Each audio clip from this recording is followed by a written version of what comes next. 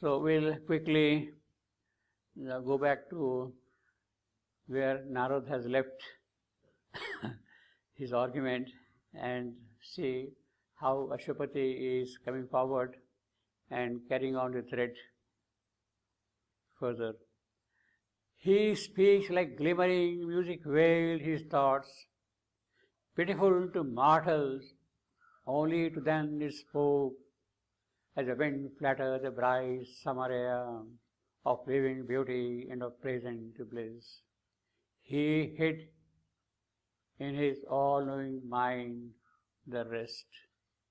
Now, I am seeing this passage and the next sentence also.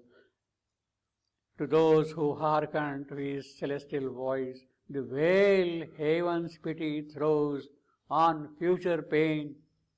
The immortal sanction seemed of endless joy.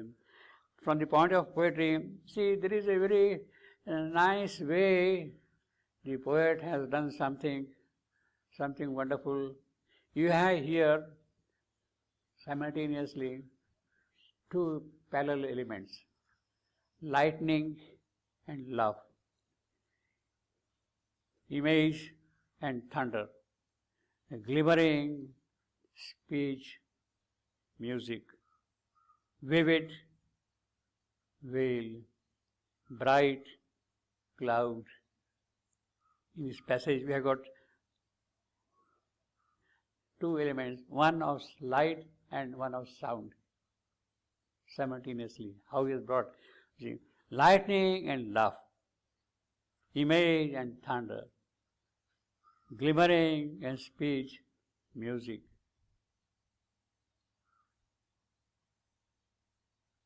Vivid and veil, bright and cloud. So these are, see, what shall I say, delicacies, elegances of poetry, how he balances these two elements of sight and sound together in one particular recitation. The veil heaven's pity throws on future pain. The immortal sanction seemed of endless joy. Now again, the veil heaven's pity throws on future pain. That is really a blessing to us. I mean, had we known of the pain, we would have collapsed and disappeared. We would not been able to bear. In fact, that is the reason why the future is kept hidden from us. What is going to happen tomorrow is kept hidden from us. It is a great act of grace that the future is kept hidden from us, because we are not really prepared for that kind of a thing. But in the case of ready souls, future pain becomes an occasion for the preparation. You prepare yourself for the future pain. If it is made known to you, then you prepare for yourself for that. It is only a person like Savitri who could understand the full significance of the word of fate which Narad has brought, that 1 year after the marriage, her husband is going to die.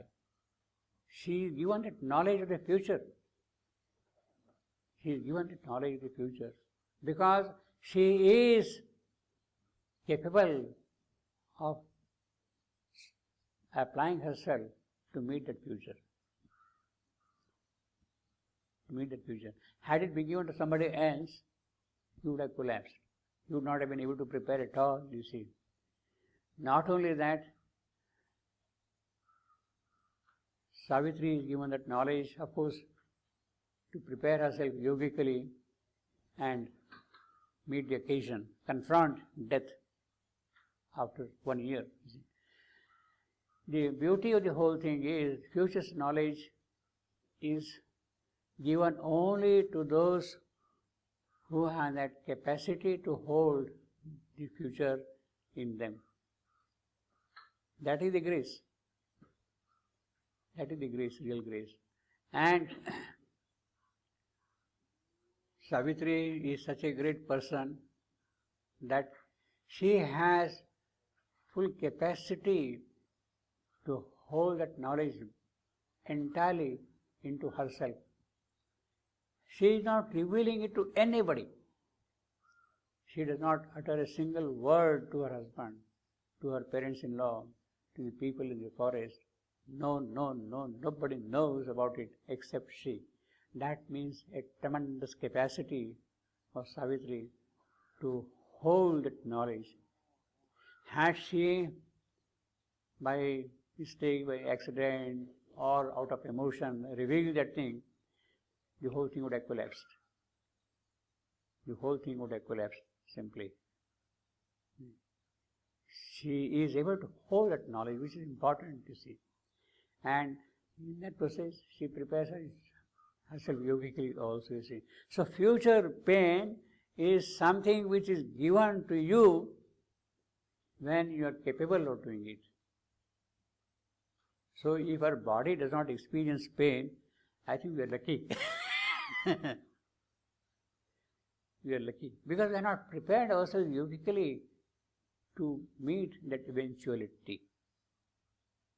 Our elements are not ready yet, you see. We are lucky that it is not told to us. We don't experience that pain. When we are ready, when it comes to that point, to that extent, it will be revealed to us also. It will to us also, you see. So the veil the heaven draws is something, the veil heaven draws, he says, pity. Yeah, this mortal creature, okay, let me put a veil on. He cannot really otherwise hold on to that knowledge, you see. And then of course, a person like a yogi like Ashwapati sees the ominous shadow when Narada is speaking all those things. The yogi has already seen the presence of the shadow behind those words. And calm like one who ever sits facing fate. That is the whole tapasya of Ashwapati, facing fate all the while. And then of course he says, oh deathless says, etc., etc.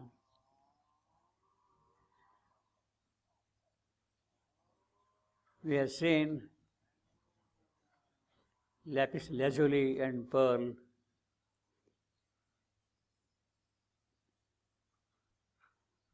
How through the mystic streets of the city of lapis lazuli and pearl, proudly step forth the rank and march of gods. And these are the symbols of future prospects, the aspiring secrecy. They are kept by precious stones here. I don't know whether you have seen those pictures on the website. I put about the lapis lazuli, some carvings, some elephants. Yeah, that's right. Yeah. And then of course he speaks of between the unknowable and the unknown. That is what Ashwapati says. Between the unknowable and the unseen. The unseen is the first projection of the unknowable. It's earlier that. Between the unknowable and the unseen. Now this is something deeply mystical. Ashwapati is a great yogi, a realized yogi. The unknowable is not the unknown. The unknown can be known. Unknown can be known. But this is absolutely unknowable. In other words, the unknowable is the absolute non-manifest. The unknowable is the absolute non-manifest. In other words, every potential is kind of held back in the unknowable. It has not come into expression. It has not come into it. Therefore it is unknowable, because it has not come into expression.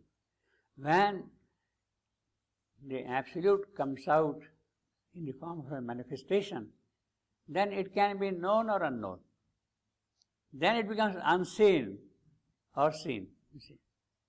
So, unknowable belongs to the absolute non-manifest. Unseen is an aspect of the manifestation. Here which it means, basically, Satchidananda, the unseen. We don't see it, but it is there. It can be seen. If you develop that faculty, it can be seen. It is in manifestation. It is in manifestation. And we can see, we can know it. Satchidananda knows himself that he is Satchidananda by the faculty of supermind. Because he is in possession of supermind, by that Satchidananda knows that he is Satchidananda. So if we acquire that faculty, then it does not remain anymore unseen.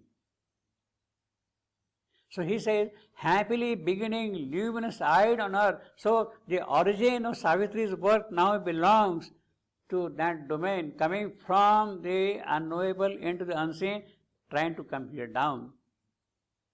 Savitri's whole approach is now connected with that kind of a thing, you see.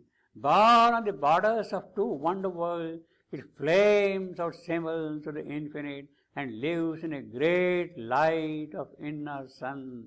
So when the inner suns are kindled, then it shines out. It comes out into life, you see. Now we have here the perfect description of Savitri. Although in pauses of our human lives, earth keeps for man some short and perfect hours, when the inconscient trade of time can seem the eternal moment which the deathless live, yet rare the touch upon the mortal's world. Hardly his soul and body here are born in the fierce difficult movement to the star. That is the assessment of this creation by Ashwapati. He is looking at his world. Hardly a soul and body here are born in a fierce difficult movement to the stars, whose life can keep the paradisal note. He is born here, but it's not easy for him to keep that paradisal note with him. Savitri is born like that. Savitri may have to face difficulty. She may not be able to keep the paradisal note with her. Timelessly throbbing to the rapturous air, caught in the soundless wave of Apsara's name, when she floats gleaming like a cloud of light, a wave of joy on heaven's moonstone floor. That is how he is describing the difficulty Savitri may have faced, because he sees shadow-like thing, something there. And Savitri is somebody exceptional. From the unknowable and unseen she is coming here. But when she is born here, hardly somebody is here who can keep that paradisal note always with him. Behold this image cast by light and love, a stanza of the azure of the God, perfectly rhymed, a pillared ripple of gold. So you have got a pillar column, and on that is ripples of gold are there. Behold this image cast by light and love. Now Savitri is a poem, is a stanza. He is describing Savitri is a stanza. And the rhymings for the stanza are light and love. Rhyme, the pillared ripple of gold. What are the rhymes of this stanza, of this poem? The rhymes are light and love. Her body like a brimmed pitcher of delight, shaped in a splendor of gold-colored bronze, as if to seize earth's hidden bliss. Even as her body, such she is within. Heaven's lustrous mornings gloriously recur, like drops of fire upon a silver page. So you have got a blank sheet of paper, and the drops of fire are there, and each drop is a new dawn, is new day. Like drops of fire upon a silver page. What an image, what poetry. So the whole page is a silver white page, and the dawn, the day is like a drop of fire, you see, on that. In a young spirit, yet untouched with tears. Now, of course, here, this is significant. In a young spirit, Savitri is a young girl, princess, a bride now, of course, yet untouched with tears. It means that soon she will be touched by tears. Soon she will be touched by tears. She has to be. That yet is very powerful. It indicates about the future also, straight away, you see. So that's the charm, that's the beauty of the mystic poetry. One word gives you all kind of linkages, you see. All beautiful things, eternal, seem and new to virgin wonder in a crystal. So obviously, she is moving in a dream world. And everything is so beautiful, so charming, so attractive, so alluring, so sweet, so joyous. Everything is wonderful. Eternal seem and new, but they are not really eternal. You see. The unchanging blue reveals its spacious thought. Marvelous the moon floats on through wandering skies. Now he is describing what these virgin wonders are. One is the spacious thought, the other one is moon floating in the sky. Earth's flowers spring up and laugh at time and death. The chant mutations of the enchanted life race like bright children past the smiling hours. This is what the virgin wonder is, you see. But if the joy of life could last, nor pain through its bronze note into a rhythmed days. Yes, that is our wish, that the joy should last forever, should be there always. But if this joy of life could last, it means that, it is not going to last too long. It is not going to be permanently there always. Today is there, she is in the dream world, but tomorrow it may not be there. That is how he is expressing the other aspect of life Savitri will be seeing. Behold her, sing her with a prescient gaze. Now this is again a very powerful phrase, sing her with a prescient gaze. Of course, Narada has been coming and chanting the name of Narayana, the carrier of man, Narayana, Narayana. He is the carrier of man, Narayana. The prescient gaze. He already sees that Narada is saying something far ahead of time. And he expects that what is going to be there will be beautiful, sorrowless for this fair child. Shall pour the nectar of a sorrowless life around her, prescient gaze. So Narada has already, Ashwapati has already seen in Narada's words that there is something not usual in the sense of happiness with Savitri. Heal with her bliss the tired breast of earth. That is the thing which Savitri has come to do. With her bliss the tired breast of earth. She has to heal the breast of earth and cast like a happy snare felicity. So it is in that she will catch everybody, every creature on that. And then we have here a wonderful simile. As grow the great and golden bounteous tree flowering by Alaknanda's murmuring waves, where with enamored speed the waters run, lisping and babbling to the splendor of morn, and cling with lake laughter round the knees of heaven's daughters, dripping magic rain, pearl bright from moon gold limbs and cloudy hair. So are her dawns like jeweled leaves of light. A very elaborate simile of 7 lines, and then concluding with 8th line. So are her dawns like jeweled leaves of light. Now, such long drawn similes or the extended similes are what are called Homeric similes. Homer, in his Iliad and Odyssey, has long drawn similes like that. He will describe the battlefield, what is going to happen on the battlefield, and then compare with some incidents there. And then here it is, he is coming like that, etc., etc. So, such long drawn similes are actually what are called the Homeric simile. So, this is a wonderful example of the Homeric simile. Has grown the great and golden bounteous tree, flowering by Alaknanda's murmuring waves. Now, here,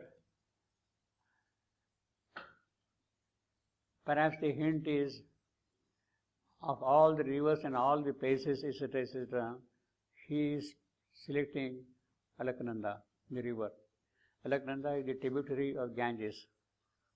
In the lower Himalayas, Alaknanda joins the Ganges, what is called the confluence of the two, Alaknanda coming from the west and Ganges going down that, they join together. And that place is called Deva Prayag. Prayag means confluence, where the two rivers meet. And it is called Deva, means godly confluence of the two rivers coming together. So, perhaps the hint is, geographically the hint is Ashwapati's palace, Ashwapati's kingdom, Ashwapati's Madura is on the banks of Alaknanda. Because it is so intimate, so close to him. Therefore, he is giving the example of Alaknanda.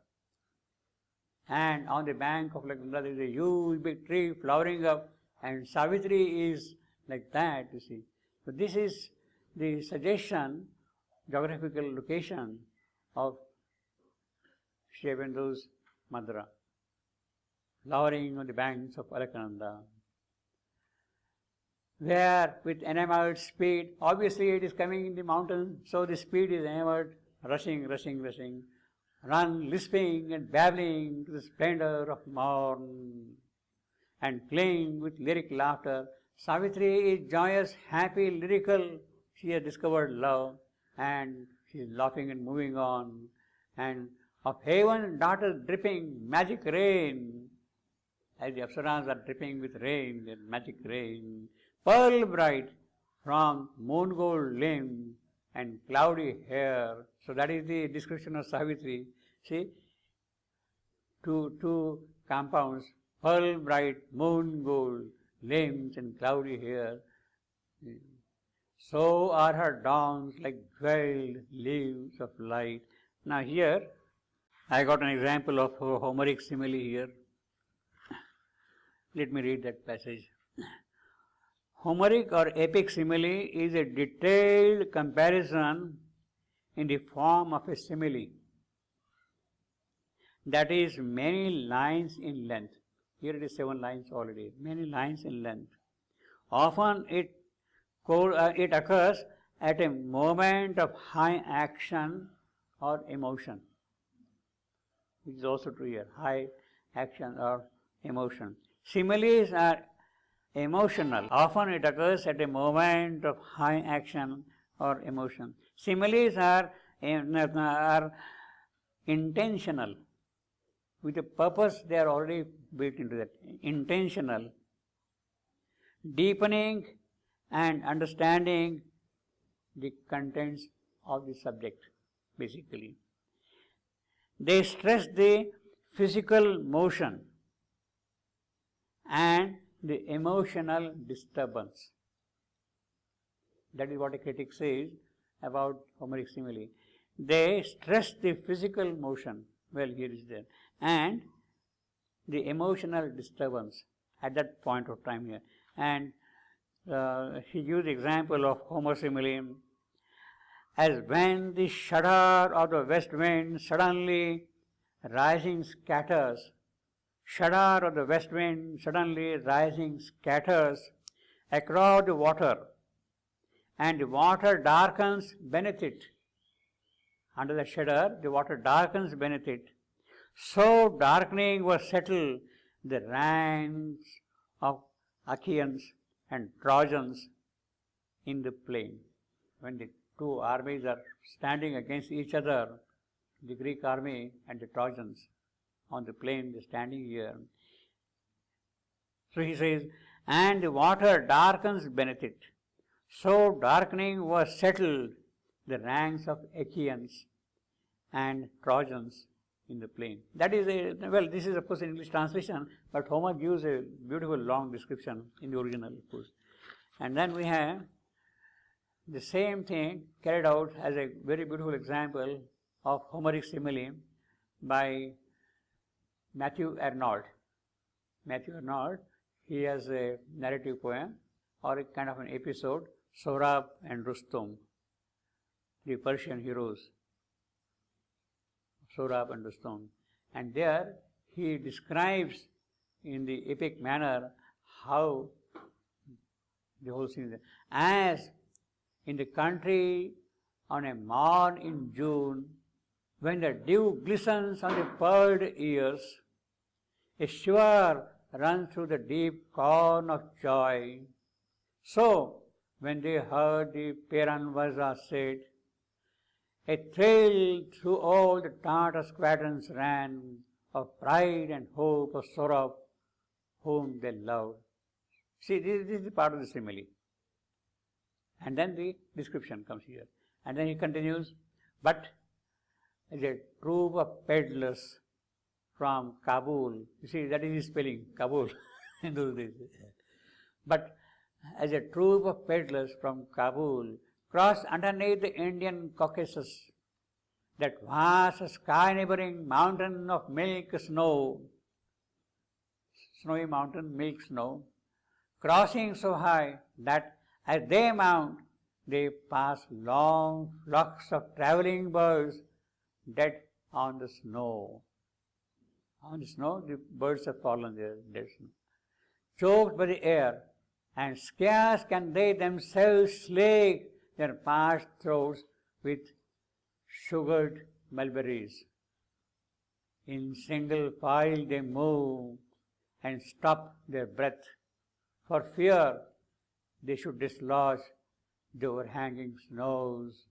So the pale Persians held their breath with fear. So the birds, how they are flying above the mountain peaks, how they have fallen, and how they are lying dead there. So in that manner, this is the whole long simile, from here, from here up to here, is the description of the birds on the snow and all that. And then, so the pale Persians held their breath with fear.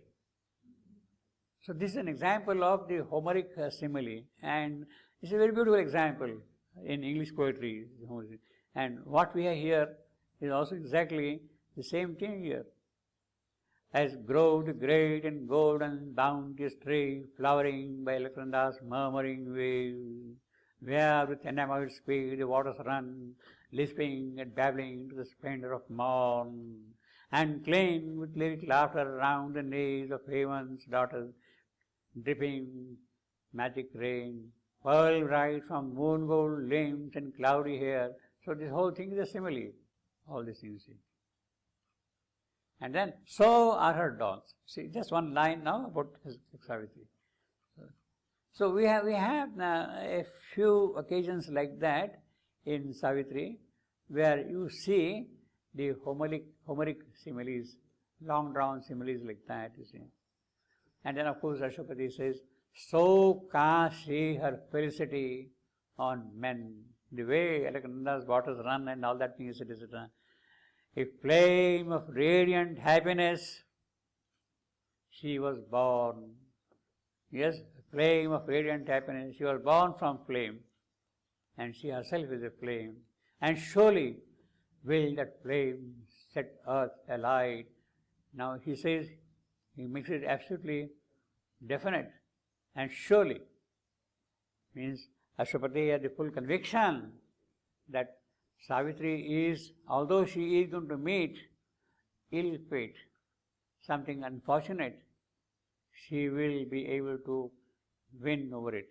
She will be able to conquer that fate. Will that flame set earth alight, not only conquering, will set earth alight. That is the power of that future. Dawn surely will see her pass and say no word, but too often here the careless mother leaves her chosen in the envious hands of fate. The harp of God falls mute. Now that is Ashwapati's concern. Yes, Savitri has come as a flame and she will set everything alight, but very often the envious hands of fate is also there, and the careless mother abandons her child. Discouraged face widow's unhappy sound. The strains of the siren ecstasy cry not here. The strains of siren ecstasy. Now that is a very powerful again. The strains of the siren ecstasy. See, it is a harp of God. And the strings are the strings of ecstasy. And the ecstasy of the siren.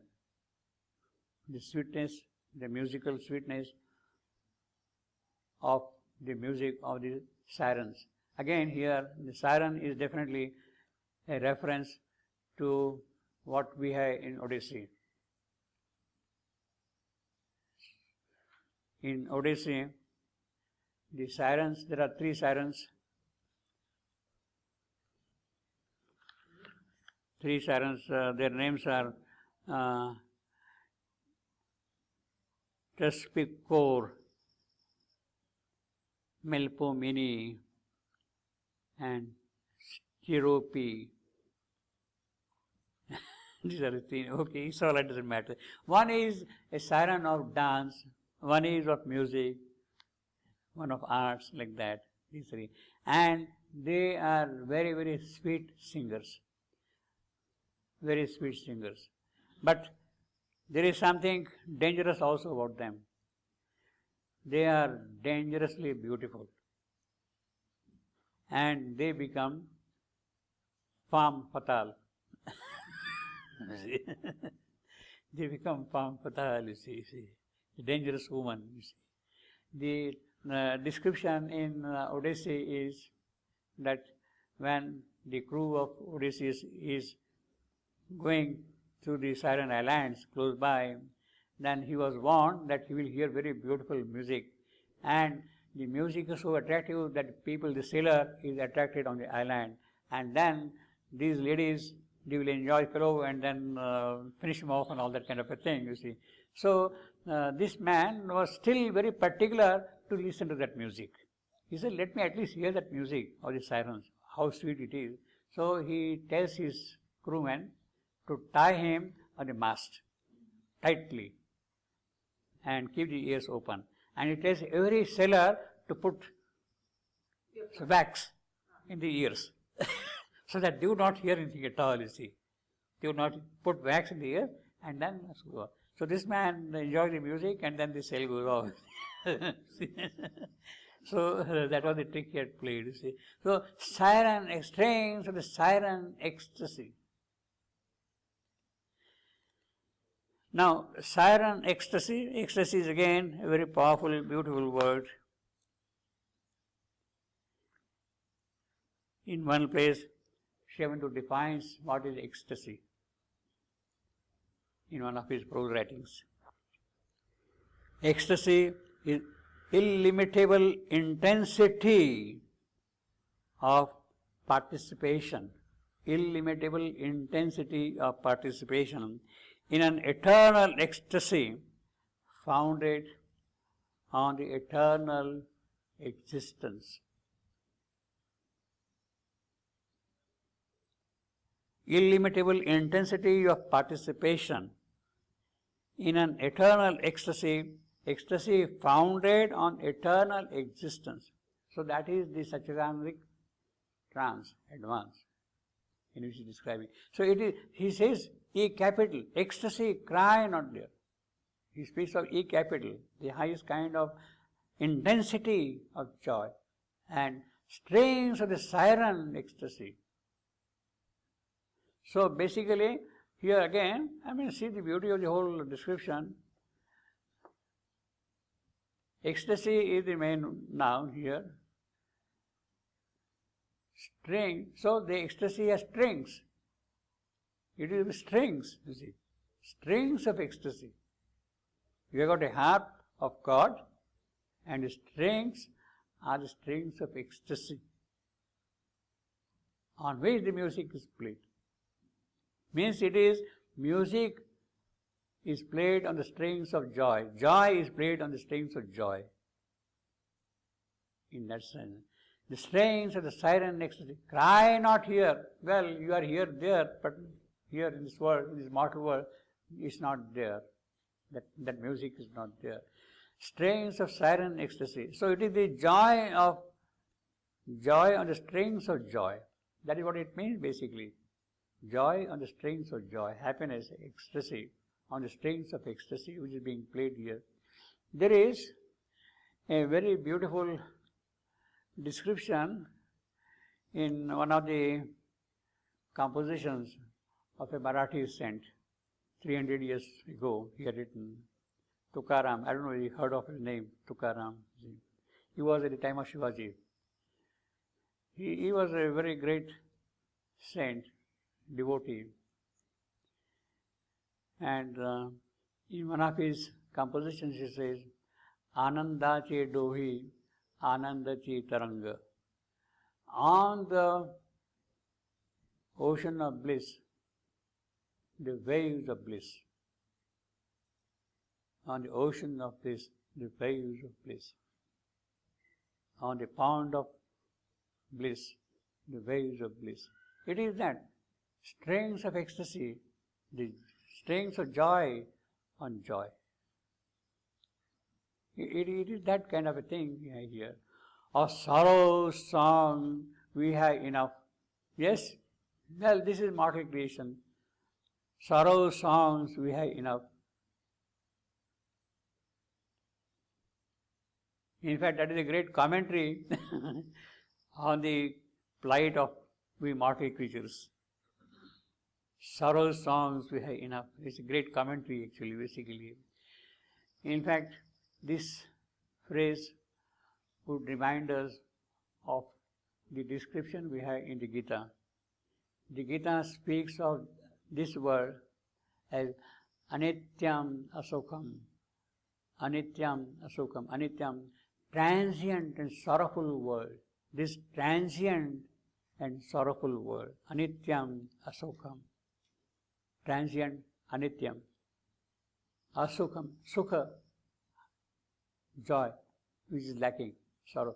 This transient and sorrowful world, anityam, asukam.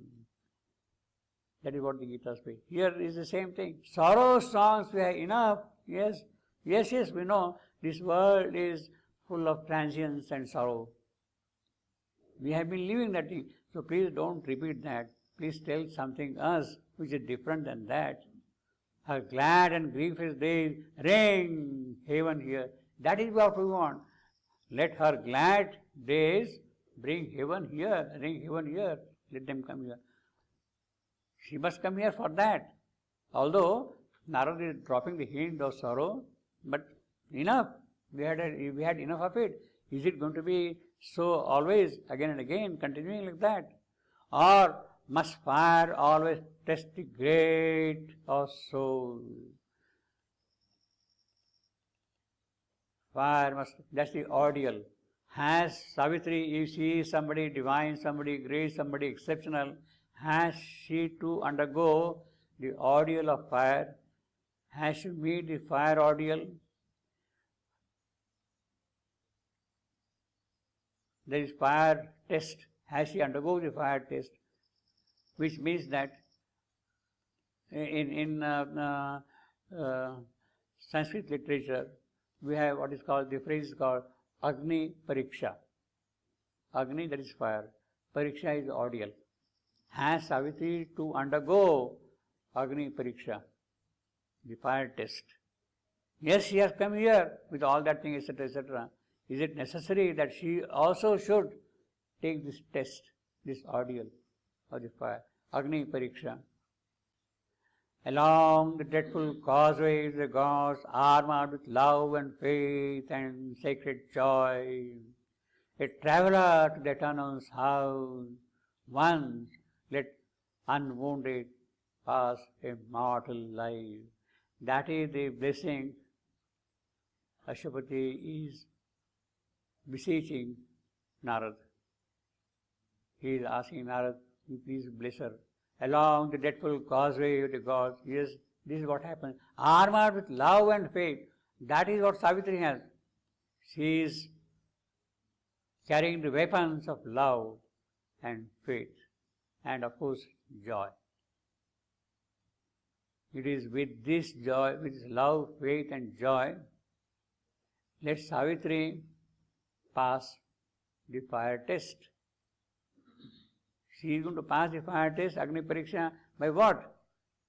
By love and faith and joy. She is going to meet fire. She has to pass that. And it is that fire test of love and faith and sacred joy which will keep her kindled alive here.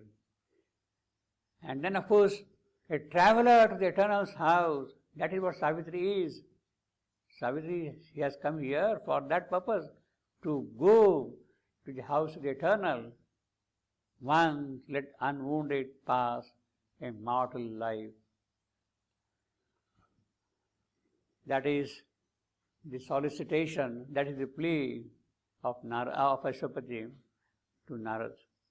Now,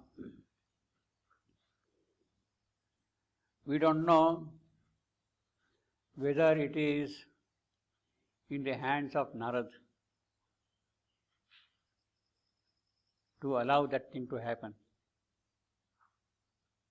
Whether Narad is capable of making her pass unwounded in mortal life. But obviously, Ashwapati, he is a heavenly sage who has come here with the spiritual knowledge, spiritual power and all that thing. He is seeking his blessings for his child as the best possible person here. How does she say? So, he is, obviously, he is an elderly person, a sage, heavenly sage who has come here and all that thing, specifically for this occasion, and therefore he will pray, let her life be happy life, and that kind of a thing. That is a sort of a natural prayer. Although all these things are described, let there be happy life. Once let unwounded pass a mortal life. Now, Ashwapati is very cautious of the mortal birth of Savitri. Savitri has taken a mortal birth. The divine Savitri has taken the human birth. Mortal life. She has accepted that thing for a certain purpose. And his hope is that this mortal life will undergo this fire test with love and faith and joy and pass unwounded to life here. That is the hope he is carrying with him. Once let unwounded. Now, poetically, emphatically, rhetorically, this once is important. You see, this once is important, you see. Let it happen at least once. All along through the entire history of the world, in the entire chronology of the creation, this had never happened. Right from the beginning of this creation, it never happened. But now let it happen at least once. She has come as a very special purpose, soul, special person here. Let her pass unwounded mortal life. But of course, she has to pass the ordeal. She has to meet it. In other words, Ashwapati knows that Savitri has to meet the mortal fate. The fate is immortal. She has to meet death. But let there be in her a yogic power, the yogic strength to meet that event. In other words, when he says, let once unwounded pass a mortal life, when he says that, it means that It is Narad who can give the strength to her. It will happen. You say yes, it will happen. That is the expectation, that is the hope, that is the divine word which is bringing here. Or at least because of that, Savitri will prepare herself for that particular purpose and her life will pass unwounded. That's the whole idea behind it. Now, mortal life, we have already seen earlier in the very first sentence of the third canto, 5.1. A world's desire compelled her mortal birth. A world's desire compelled her mortal birth. The divine Savitri was compelled to take this mortal birth. Ashwapati is aware of it, and therefore he says she has taken a mortal life, but let now, with that strength which will come from heaven, let her pass unwounded. Let her conquer death. That is the implication of it. Well, the storyteller is not going to tell immediately what is going to happen. And therefore, but Narad answered not. Yes, yes, this is your wish. But Narad is not answering immediately. For, of course, obvious reasons. He knows the answer. He has every answer ready also with him. But he has to prepare psychologically the person who is going to receive that knowledge. He has to prepare psychologically, not Ashwapati, but Savitri herself. Savitri is the dream world. She has to prepare also Savitri's mother. And therefore he answers not. Psychologically he wants them to be ready here. And what a beautiful way of developing the story, keeping the whole thing taut. The tension is very tight, you see, throughout, you see. Silent he sat, knowing that words are vain and fate is Lord. Nothing can change. It will happen, it has to happen. It is decreed, later on you see, it is decreed that Satyavan must die. Fate is Lord. There you are. He looked into unseen. Now this is again, you see, very rhetorical but very powerful also. Unseen with seeing eyes. Unseen for whom? Not for Narad. That unseen is not for Narad. Unseen is for us, for the human. With seeing eyes. Narad's are seeing eyes. Narad's drishti, sight, drishti, that is the sight, is the sight of all the three divisions of time. He has got three kala drishti. He knows everything. What happened, what will happen, what is happening. He knows everything already. So he sees, he's seeing with three eyes, with the seeing eyes, the unseen, the future. And then innocently, he says, then dallying with the mortal's ignorance, like one who knows not, he is pretending. He is pretending. One knows not. Questioning. He cried, on what high mission went her hastening wheels. That is the way the story is being developed. You see how neatly, coherently, how closely the moments are taking place. On what high mission went her hastening wheels. Narad is in the palace. I don't know where he has seen the hastening wheels. You see, he is sitting in the palace and Savitri has walked into the palace. But from above, he has seen something happening here around.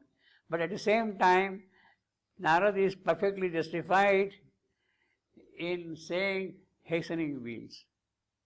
The way the impatience, the anxiety, with the joy with the Savitri is rushing into the palace to tell something, it means that she has come on speeding wheels.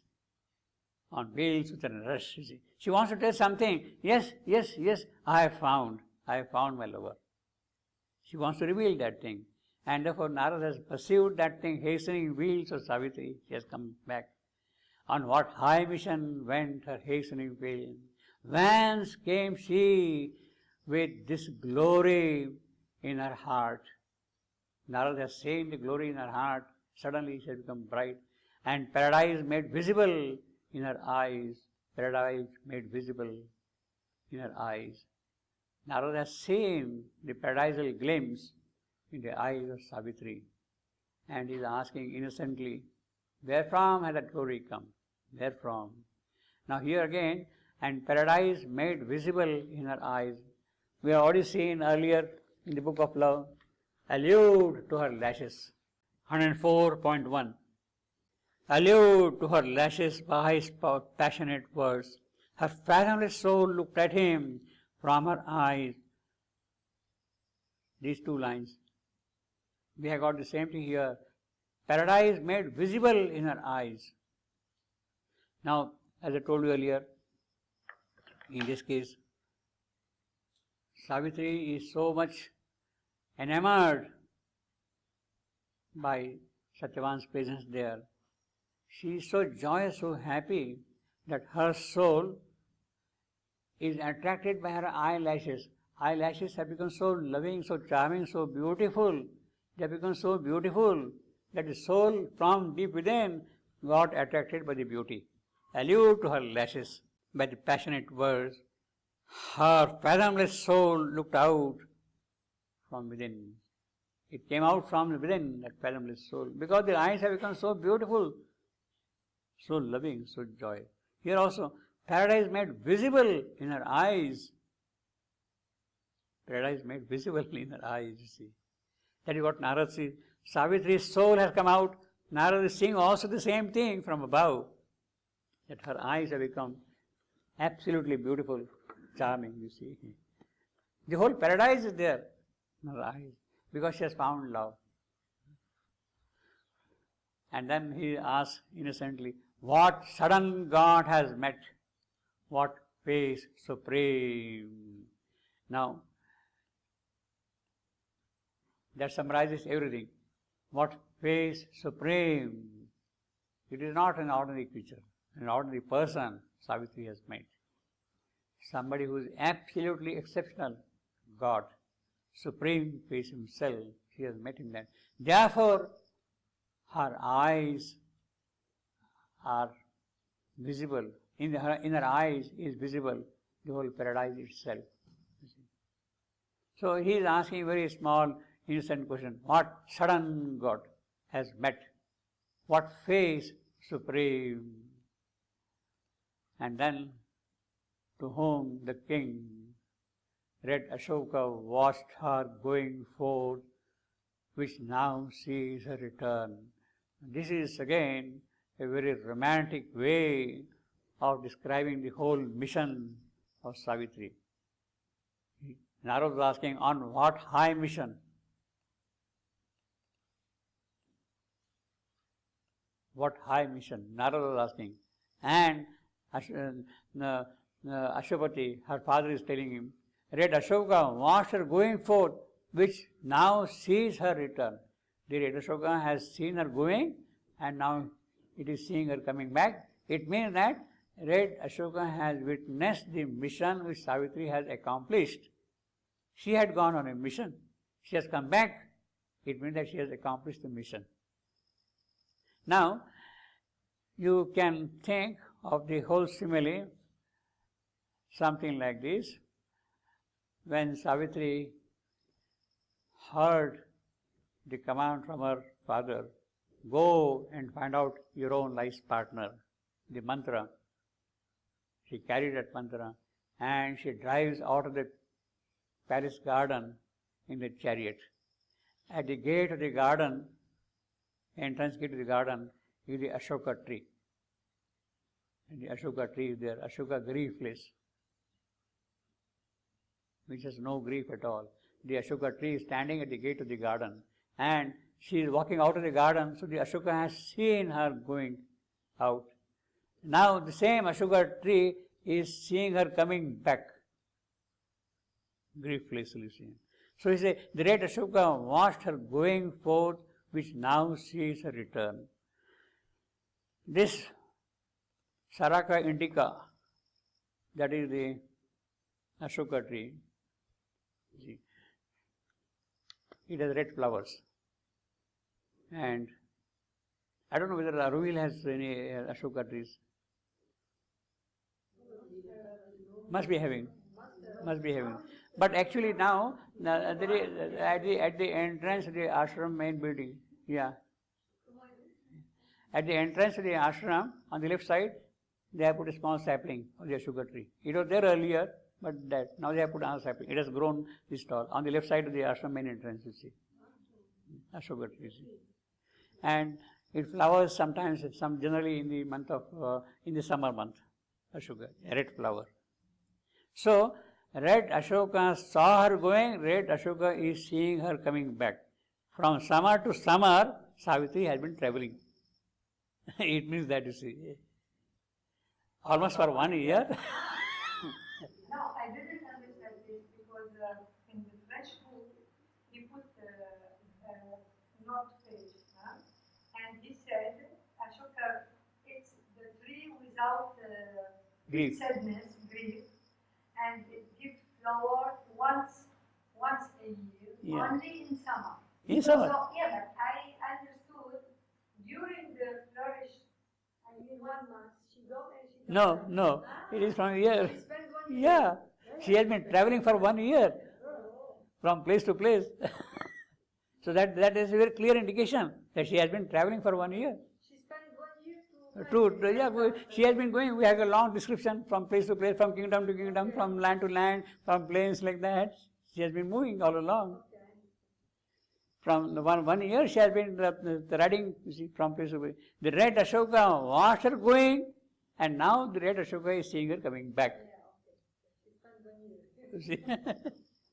She has been traveling for 1 year. See, very clearly, see, that is the poetic way of saying that, look, her journey was going on for 1 year, you see.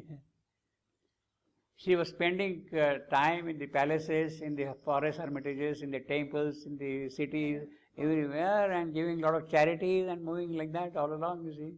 The fate van moved from place to place. The Hamlet saw the fate van pass, you see, like that. Now, red Ashoka has, well, Ashoka is also the tree which is very well known in the Ramayana. When Sita was abducted and she stayed in Lanka by Ravana, in the forest Lanka, she was kept in Ashoka Vana, the forest of Ashokas.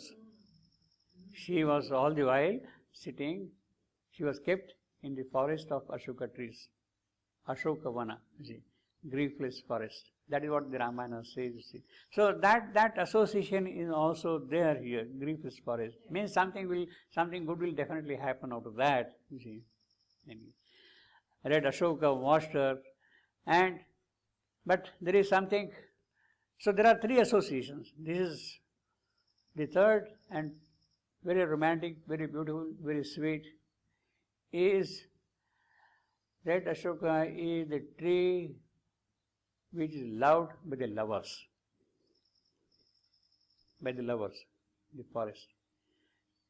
In Kalidasa's description of romantic poetry, he described the seasons and the trees and all that kind of a thing, and he says at one place that when a maiden sprays wine from her mouth on the tree, it starts flowering.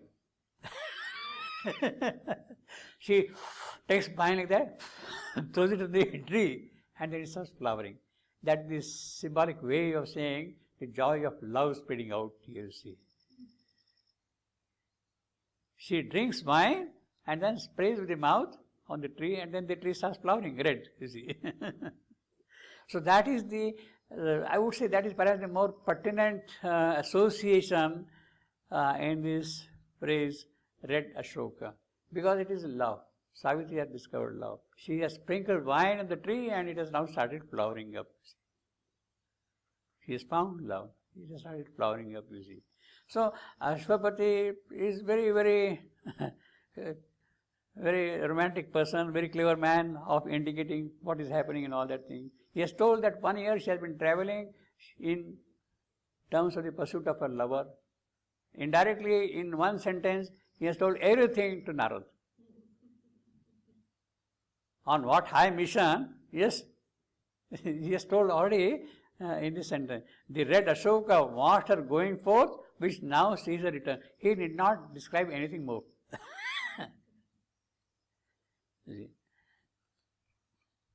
But arisen into an air of flaming dawn, like a bright bird tired of a lonely branch. Well, this is an obvious simile now. Savitri has grown into full maidenhood. She must have a mate, and she is now sitting on the branch like a lonely bird, tired of a lonely branch. To find her own Lord, since to her on earth he came not yet. The heroic princes, the kings of the land or the country, nobody could dare to claim the hand of Savitri in marriage. All the princely heroes, they were kind of repelled by the radiance and the power of Savitri. They could not claim her hand. And therefore, Savitri had to go out in search of her own husband, to find her own Lord, since to her on earth he came not yet. This sweetness wandered forth, cleaving their way with the weight of her rapid wings, because it's talking to the lonely bird. And Narada was saying, hastening wheels. In response to the hastening wheels, he speaks of now rapid wings, you see. So there is a beautiful way of answering each aspect of the question, you see. With the beat of a rapid wing, led by a distant call, her vague, swift flight, threaded the summer morns and sunlit land. Day after day she has been going, and then of course, distant call, where she is going to find she does not know. Therefore, it is vague. What is going to happen? Of that, nobody had an idea. Therefore, it is vague. Vague, swift flight.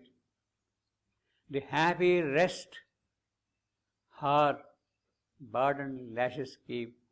Yes, all that I know is Red Ashoka saw her going. Red Ashoka is seeing her coming back. She has been moving on rapid wings, is a bird in search of his mate. That is all I know. But what has really happened in between, of that I have no knowledge. And it is Savitri who is going to tell now what really happened in the course of her journey. Led by a distant call, her vague swift light threaded the summer mountains and sunlit lands. The happy rest her pardoned lashes keep. The joyous lashes are there, happy are there. She is eager to disclose what she has found. And these charmed guardian lips hold treasured still. These lips of Savitri, they are closed at the moment, but they are going to speak. Charmed guardian lips hold treasured still. Virgin who comest perfected by joy. Yes, Savitri has come back perfected with joy. She was lacking something, although a princess, but now she is perfected because of the joy discovered, because of the name. And then revealed the name, the sudden heartbeats learned. Well, this is what is going to happen. Yes, my Lord, my Satyavan, whatever you see. Reveal the name, the sudden heartbeats learned. Whom hast thou, kingliest, whom hast thou chosen, kingliest among men? So Ashwapati expects that he must have been a prince, he must have been a lordly person, from a royal family. In fact, that is the expectation of father. Father will not expect that she will go and marry some wayside boy like that, you see, in that sense. That is the expectation of a royal family of Majesty. Whom hast thou chosen, kingliest among men? So it is the kind of eagerness which he is showing.